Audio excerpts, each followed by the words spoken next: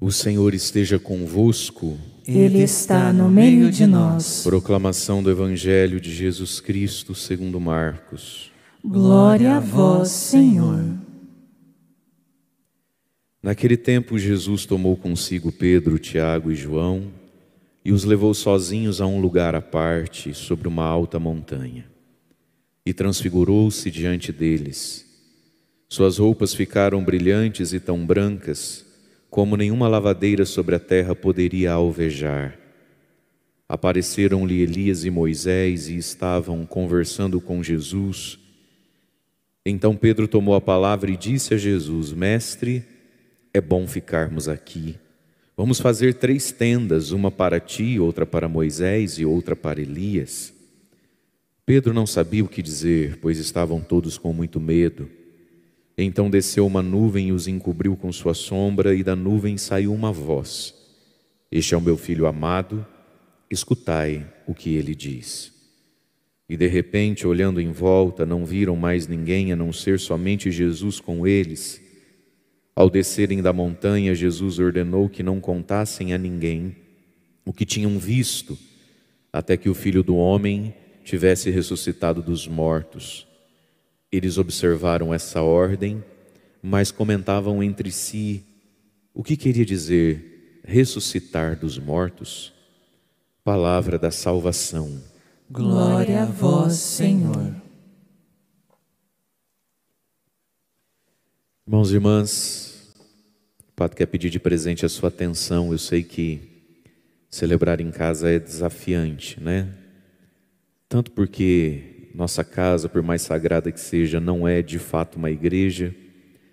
Tanto porque sofá e cama são coisas tentadoras, geladeira e banheiro também. Tanto porque às vezes também quem está conosco em casa nessa hora talvez não esteja muito sintonizado na fé.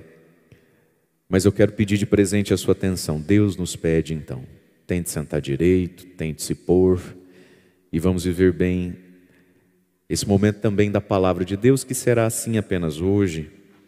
Nós não estamos tendo a missa presencial aqui excepcionalmente nesse final de semana apenas, porque o governo deu o decreto, né? E já foi divulgado tudo isso, pelo menos para nós e a nossa cidade, e depois é que veio o decreto da Secretaria de Saúde permitindo 15%. E nós já estávamos com as missas cheias e com toda a prudência desse lugar, acaba dando um pouco mais que 15%, mesmo com 1,5 metro. Então, como a gente estava com as missas cheias e como é difícil controlar isso no portão, excepcionalmente hoje, nós não estamos como comunidade aqui no Jardim da Imaculada. Mas a partir da manhã, 6 da manhã, as missas já voltam. E para o final de semana, o agendamento pelo WhatsApp, do jeito que a gente é acostumado. E daí a gente só vai realinhar alguns lugares aqui dentro para ficar tudo como tem que ser. Nesse momento onde nós cristãos somos chamados à empatia com o sofrimento, com a dor e com a dificuldade do país e com a dificuldade da nossa região. Nós ouvimos ali no Salmo, que foi belamente cantado: é sentida por demais pelo Senhor a morte dos seus santos, seus amigos. Muita gente boa tem perdido a vida e nós estamos num momento difícil para a saúde, para os hospitais, para os postos de saúde. Então nós, como cristãos, temos esse dever moral da empatia, da solidariedade e da responsabilidade também. Então fica já de início o meu pedido a nós aqui de Alto Piquiri, que durante essa semana, enquanto estiver com esse decreto também, mas não só enquanto não formos vacinados, né? O nosso uso da máscara, do álcool em gel, e a nossa responsabilidade com os nossos espaços, sobretudo festas e momentos em família, momentos na rua. Nós, como paróquia e comunidade, temos a graça de ter aqui o Jardim da Imaculada para as missas e outros momentos, onde o Brasil inteiro já sabe, nós também, as nossas distâncias, tudo muito seguro, tudo muito mais seguro às vezes que nas nossas próprias casas e almoços de domingo. Mas todos nós precisamos ser solidários. Deus também sente a morte dos seus santos, dos seus amigos, daqueles que caminham com Ele. Portanto, vamos continuar tendo, ou retomar a ter um pouco mais, né, de responsabilidade. Às vezes um medinho pode nos salvar, né? E evitar da gente fazer o mal ao próximo também. Mas, queridos, esse é o segundo domingo, então, do tempo da Quaresma. É o evangelho da transfiguração do Senhor.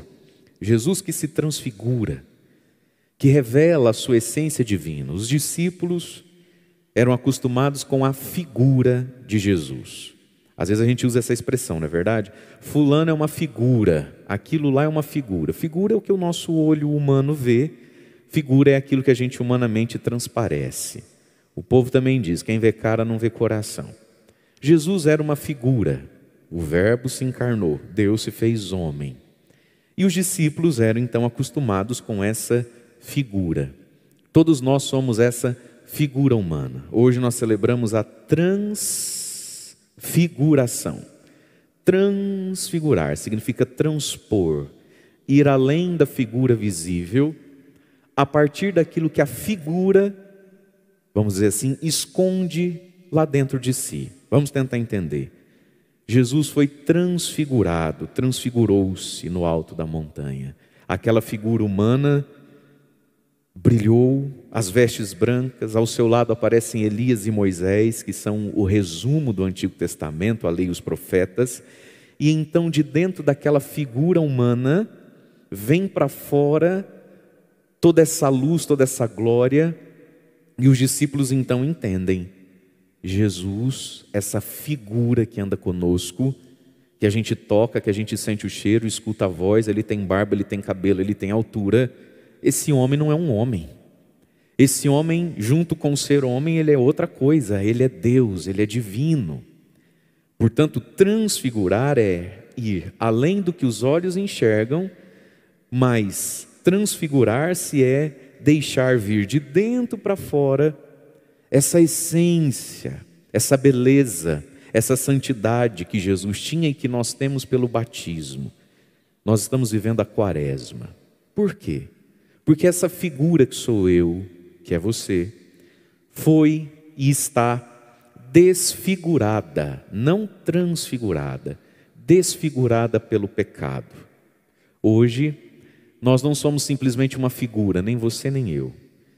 Hoje nós estamos desfigurados, não transfigurados para o bem, desfigurados para o mal por causa do pecado. As nossas paixões, os nossos equívocos, as nossas manias, o que a gente herdou de pai e mãe, o que a gente herdou da sociedade, o que a gente reforça com os pecadinhos, vai nos desfigurando.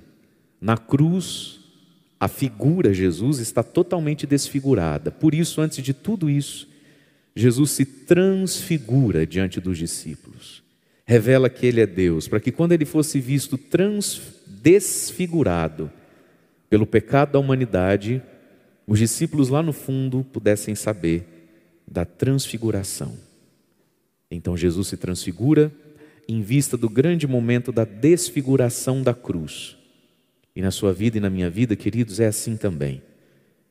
Deus, Jesus Cristo, a fé, é uma figura. A gente herdou do pai, da mãe, da nossa comunidade, e quando a gente viu, a gente fez primeiro a Eucaristia, crismou, e por muito tempo, Jesus Cristo é uma figura. Nós somos cristãos de tradição, católicos de tradição, mas precisa na sua vida e na minha vida, Jesus Cristo ser transfigurado. Então Ele deixa de ser o Jesus figurativo dos quadros, das imagens e da nossa cultura católica, e Ele é transfigurado em meu Senhor, meu Salvador, meu tudo, meu amor, meu Rei, meu Senhor. Ele deixa de ser uma figura e agora Ele é transfigurado. Por quê? Porque um dia a vida vai nos desfigurar de dor. Quando a gente perde alguém, quando a gente sofre uma injustiça, quando a gente peca também. Se esse Jesus é só uma figura que eu recebi de pai, mãe e vó, essa fé figurativa, essa fé de IBGE, essa fé não nos sustenta. Por isso a Quaresma, esse convite de conversão, de irmos saindo dessa desfiguração do pecado, para que Jesus seja transfigurado como Senhor e Salvador da nossa vida, a ponto da gente dizer como Pedro, ele deu bola fora, mas o coração dele aqui se revelou bonito. Jesus, é bom ficar aqui com o Senhor, Por mim eu nem descia mais, vou fazer até 3 tendas, uma para o Senhor, para o Moisés e para o Elias, vão ficar. Quando Jesus se transfigura, por quê? Quando eu vejo Jesus transfigurado, eu também vou me transfigurando.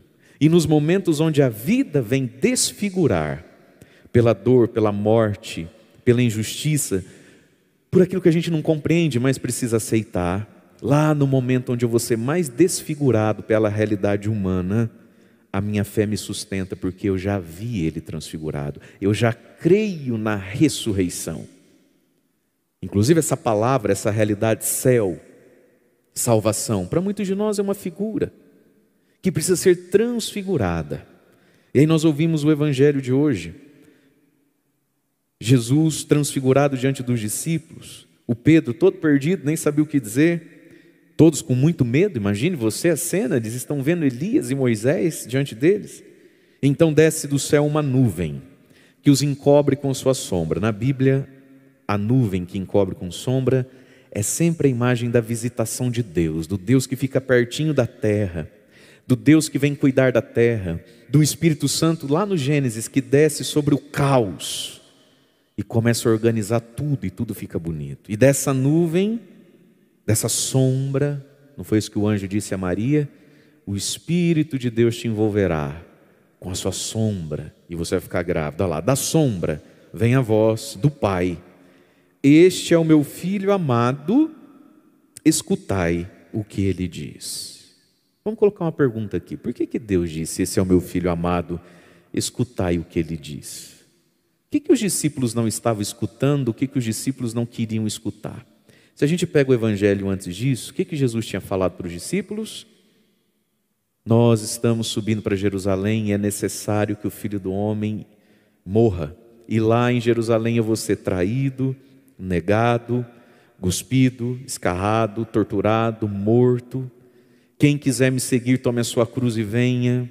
Porque aquele que ama pai e mãe mais do que a mim não é digno de mim. E os discípulos iam andando com Jesus, mas de algum modo eles não queriam ouvir isso. Tanto é que num dos evangelhos diz que quando Jesus diz isso, Pedro toma Jesus à parte e diz o quê? Deus te livre disso, Jesus. Não, isso não vai acontecer não. Não vai ter cruz, ninguém vai precisar morrer. Portanto, queridos, quando Deus, do alto da nuvem, diz assim: está vendo esse cara flutuando e brilhando? Vocês já entenderam, né? Ele é o meu filho amado, então escuta o que ele diz a respeito da cruz, da renúncia. Porque, queridos, aqui está a sua, a minha, a nossa dificuldade. A gente até escuta Jesus quando ele fala que se a gente tiver fé, a montanha remove. A gente até escuta Jesus quando ele diz que se a gente rezar e jejuar, a gente arranca demônio da nossa vida. A gente até escuta Jesus quando ele diz que se a gente bater e não cansar de bater, a porta abre, o emprego vem, a cura acontece. A gente até escuta Jesus quando ele nos estende a mão e diz: eu também não te condeno, vai, não peques mais. Mas quando Jesus diz que eu preciso amá-lo sobre todas as coisas, mais do que o meu pai, minha mãe, filho, terra, campo, e que eu preciso caminhar com ele uma subida santa até Jerusalém e dar a minha vida, que eu também preciso carregar uma cruz e me crucificar num sim, num eis-me aqui, parece que a gente não escuta mais Jesus. Quantos de nós não queremos ouvir isso? Quantos de nós não sabemos ouvir isso? Quantas pessoas dentro da igreja sofrendo, se medicando, buscando esse padre, aquela freira, porque quando Deus fala com você sobre a cruz que você precisa viver e ser purificado nela, a gente simplesmente não escuta. E Deus está dizendo, então é o meu filho, escuta o que ele fala. E ele também fala de cruz, de renúncia, de entrega, de ser eu mesmo um sacrifício para Deus. Essa é a primeira leitura que a gente ouviu. Nosso querido pai na fé, Abraão. Abraão esperou a vida inteira o cumprimento de uma promessa. Ele queria ter um filho. Deus prometeu a ele um filho e que ele seria pai de uma multidão. Onde é que Abraão mais teve fé? Em acreditar que ia ter um filho? Às vezes a gente acha que fé é aquilo que nos faz alcançar um milagre. Às vezes a gente acha que o momento ápice da minha fé é quando eu alcanço algo. E não é. Abraão era pai então de Isaac. Isaac significa gargalhada. Esse foi o nome que o velhinho botou no filho. Tamanha a alegria que aquele menino causou nele. Ele colocou o nome do filho de risada, alegria. E Deus então vai provar a fé de Abraão. Veja, meus irmãos, Deus sabia da fé de Abraão. Era Abraão que não sabia da fé que tinha. E era Abraão que não sabia que Isaac tinha tomado o lugar de Deus. Na sua vida, minha vida, a gente jura que Deus está em primeiro lugar. Se eu te perguntar, você honestamente vai me dizer que aquilo e aquele que está em primeiro lugar na sua vida é Deus. Só que isso é mentira na maioria das vezes, ou em boa parte das vezes. Eu, Padre Mário, digo, Jesus é tudo na minha vida. Em boa parte das vezes é mentira minha, e não é porque eu sou safado, é porque eu sou equivocado. É por isso que Deus nos prova. Deus já sabe se eu tenho fé, se eu não tenho fé. Deus sabe o que eu idolatro ou não. Ele é Deus. Eu é que sou equivocado. Então Deus vai dizer a Abraão, você vai pegar o Isaac, você vai pegar a tua alegria, você vai pegar o grande presente da sua vida, vai subir no alto do Monte Moriá e vai sacrificar ele para mim. Aqui existe todo um componente da história que Abraão acreditava no Deus único, rodeado todo mundo idólatra de muitos deuses, e essas pessoas sacrificavam aos seus deuses, às vezes até mesmo os seus filhos, para pedir chuva, para pedir bênção. Então há quem diga que no fundo, claro, Deus está purificando a fé de Abraão para dizer que para servir a Deus a gente não tem que matar o filho, né? Sacrificar um bebê, tem esse lado. Mas que talvez Abraão sentiu isso dentro de si, poxa vida, esse monte de deusezinho aí, nem Deus é, e o povo dá a eles o filho. Eu creio no Deus verdadeiro, o que eu posso dar para o Deus verdadeiro? Mas seja como for, Deus fala com Abraão então. E eles caminham todo esse tempo ao Monte Moriá. E na hora então de sacrificar o filho, diz a palavra que Abraão pega a faca, né? O filho Isaac está ali amarrado na madeira, que é toda a imagem de Jesus que vai morrer por nós, o filho com o madeiro nas costas. E Abraão ergue a mão e na hora de sacrificar, ele escuta uma voz: Abraão, Abraão, não estenda a mão contra o teu filho. Eu vi, agora sei que temes a Deus. Você não me recusou teu filho único. E Abraão então ergue os olhos e vê um cordeirinho, né? Um carneirinho colocado ali amarrado pelo chifre, e o cordeiro é sacrificado no lugar do filho. Aqui tem toda a imagem do que é a Sexta-feira Santa, né? Jesus é o filho que morre para que nós não morramos. Mas veja, irmãos e irmãs, aqui tem um ponto então para nós entendermos. Abraão sacrificou o filho. Se não é o anjo segurar a mão, o menino já estava sacrificado dentro dele. E porque estava sacrificado dentro dele, ele continuou com o filho. Isso é um paradoxo que chama isso. Eu sacrifico, eu renuncio, e quando renuncio, possuo. Tudo aquilo que está renunciado, tudo aquilo que eu renunciei, eu posso ter do jeito certo. Tudo aquilo que eu não renuncio vai me possuir. Tudo aquilo que eu renuncio, eu posso ter do jeito certo. E Abraão volta para casa com o filho. Com o filho, uma promessa: Abraão, juro por mim mesmo, porque dentro de você, você renunciou aquilo que você tinha de mais precioso. Para Abraão é o filho. Para alguns de nós pode ser o dinheiro, a saúde, o marido, a esposa. Para algum de nós pode ser o nosso talento, algum dom, alguma aptidão. Porque você deu a mim, eu te abençoarei, farei de você uma descendência numerosa, e você será, em você muitos serão abençoados. Meu irmão, minha irmã, só pode ser fonte de bênção quem renunciou. É por isso que muitos de nós, apesar de boas pessoas, desculpa o padre dizer, não somos fonte de bênção. É por isso que muitos de nós, apesar de sermos boas pessoas, em nós ninguém é abençoado. É por isso que muitos de nós, apesar de sermos boa pessoa, através de nós ninguém é abençoado, porque não houve a renúncia do Isaac. Não houve a renúncia do Isaac. E você fala: padre, mas isso é muito difícil. Eu sei que é. É por isso que o oremos inicial de hoje nos dá o sentido da liturgia e da quaresma. Eu costumo brincar que oremos é aquela primeira oração da missa que a gente fala amém sem nem prestar atenção nas coisas, o que é triste. Olha o que diz a palavra, queridos. Nós estamos falando de transfigurar, amém? A figura que é transfigurada. Ó Deus, que nos mandastes ouvir o vosso Filho amado, escutai o que ele diz, inclusive quando ele fala sobre a cruz e sobre você me devolver o Isaque que eu te dei. Alimentai nosso espírito. Com o que, minha gente? Como é que Abraão consegue fazer isso que fez? Com a vossa palavra, a palavra de Deus, o evangelho de cada dia, os salmos quando rezados e cantados. Porque o que a palavra vai fazer? Para que purificado o olhar da nossa fé precisa ser purificada nos olhos. Como é que a gente enxerga Deus? Como um bandido sádico que veio roubar meu filho? Como é que a gente enxerga a morte? Como uma tragédia injusta? Como é que a gente enxerga tudo? Para que purificado o olhar da nossa fé. A palavra de Deus é o colírio, a gotinha nos olhos. Para que purificado o olhar da nossa fé, nos alegremos com a visão da vossa glória. Meus irmãos, sem a palavra, o olhar da fé não transfigura. E a gente não se alegra com a visão da glória de Deus, com as promessas de Deus. Foi isso que Deus conseguiu, esse espaço Deus conseguiu em Abraão. Por quê? Porque Abraão era um homem que ouvia a palavra de Deus. E aí, transfigurado o olhar da nossa fé, a gente entende como é que se vive. O Salmo: andarei na presença de Deus, junto com Ele, na terra dos vivos.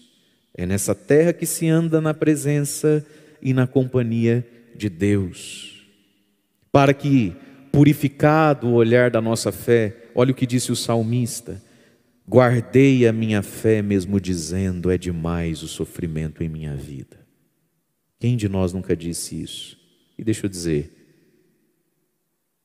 nós ainda vamos dizer isso algumas vezes na vida, é demais o sofrimento em minha vida, mas transfigurado o olhar da minha fé, eu vou poder olhar para a minha vida e dizer, guardei a minha fé.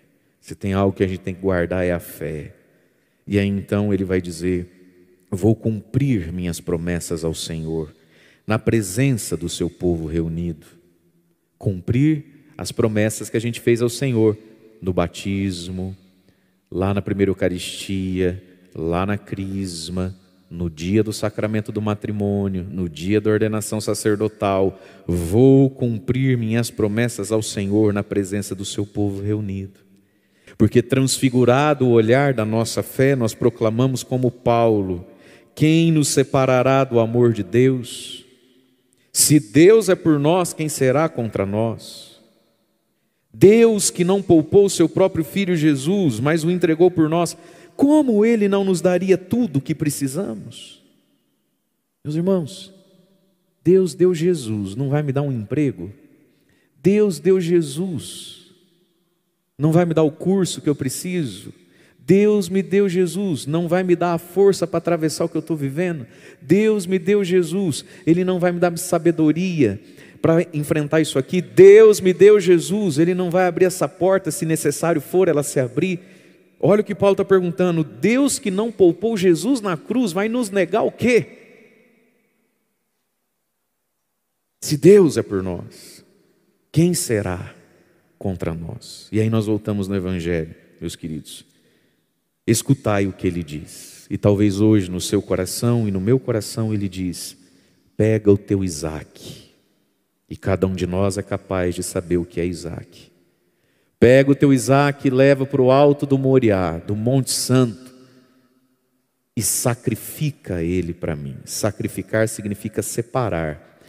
Santo, separado e sacrificado é tudo a mesma palavra. Significa, é como se fosse a palavra recortar. Quando você pega um tecido, você vai comprar tecido. Aí você fala assim, eu quero comprar 1,70 m desse tecido. A pessoa vai lá e ela recorta. O nome disso é sacrifício. O nome disso é separado, é santo. Lá para o hebreu, tudo a mesma coisa. Portanto, santo é separado, separado é santo e é sacrificado, né? Então a gente sacrifica coisas para Deus. Sacrificado significa só pode ser usado para isso aqui. Isso é o sacrifício. Você pega um boi e sacrifica para Deus, ou seja, ele é para Deus, não é para outra coisa.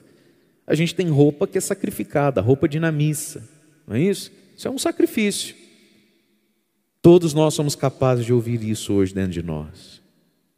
Pega o teu Isaac e recorta ele. Separa do uso mundano, comum, e dá isso para mim. O Isaac, às vezes, da vocação, pega a tua vida e recorta ela desse mundo. E entrega tudo para mim. Não faça uso comum disso. Recorta e sacrifica para mim. Sacrifício, tirar do comum. Tirar do hoje em dia é assim mesmo. Tirar do que tem, tirar do Deus vai perdoar. Sacrifica para mim. Mas sobretudo algo que seja muito precioso. Escuta Pedro, Tiago e João. Para de chamar Jesus no canto para dizer: Deus te livre. Sacrifica para mim. E aí então, diz o Evangelho, que eles olham em volta, não veem mais ninguém, né? E olha que lindo isso. A não ser somente Jesus com eles. Que lindo isso. Desafiante e lindo. Aquela hora que não tem mais nada. Aquela hora que não tem mais ninguém. A não ser Jesus, o Filho amado. Às vezes, meus irmãos, o nosso problema é exatamente esse. Tem 1 milhão de pessoas ao nosso redor, a gente não para mais quieto, tem 1 milhão de vozes. Nós precisamos desse momento, a não ser Jesus, somente com eles. Só Jesus. E aí eles descem da montanha com o olhar transfigurado da fé. Esse chamado é para você, esse chamado é para mim. Hoje, meus irmãos, nós somos convidados a colocar no altar de Deus o nosso Isaac, as nossas preciosidades. Deus não está nos roubando, porque isso que de precioso eu tenho, quem deu foi Deus. Deus só pede aquilo que por primeiro Ele mesmo já deu. E quando a gente é capaz então dessa renúncia, nós somos verdadeiramente capazes de possuir do jeito certo, possuir do tamanho correto. Quando nós somos capazes de sacrificar, aquilo que sacrificamos não nos mata, não nos desvia. Muitas pessoas, porque não foram ou não são capazes de separar para Deus algo de precioso, aquilo que é precioso faz mal e desvia até do próprio Deus. Por isso é quaresma, penitência, renúncia, santificação, para que pela palavra do Filho amado de Deus Jesus, escutando o que Ele diz, nossa figura seja transfigurada. Os dons do nosso batismo, que às vezes estão mortos, escondidos aqui dentro, venham todos eles para fora, para que essa desfiguração do egoísmo, da maldade, dos destemperos da nossa vida, que tudo isso não nos desfigure mais, mas a gente volte a sermos a figura inicial. Nós somos imagem e semelhança de Deus. Louvado seja nosso Senhor Jesus Cristo, para sempre seja louvado.